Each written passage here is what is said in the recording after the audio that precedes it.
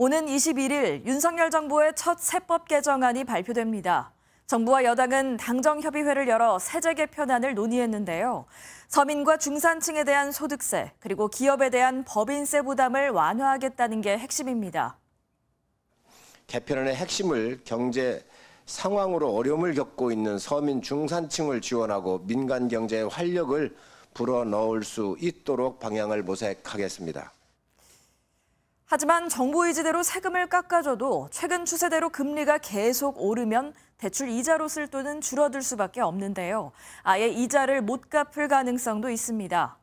만약 대출 금리가 7%대까지 올라가면 무려 190만 명이 원리금을 갚지 못할 거란 분석도 나왔습니다. 윤지원 기자입니다. 평균 대출 금리가 7%까지 올라가면 어떻게 될까? 지난 3월 기준 전체 대출자 1,646만 명 가운데 매달 갚은 원리금이 전체 소득의 70%를 넘는 사람은 190만 명. 최근 연이은 기준금리 인상으로 주택담보대출과 전세자금대출 상단이 이미 6%를 넘어선 상황에서 대출금리가 7%까지 오르면 190만 명은 최저생계비만 쓰더라도 원리금을 못 갚는다는 겁니다.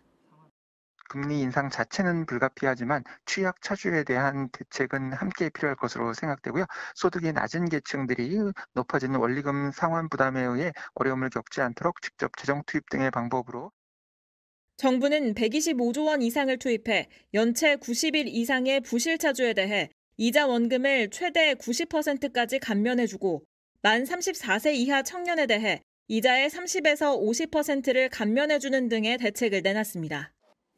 하지만 이를 둘러싼 도덕적 해이 논란도 만만치 않습니다.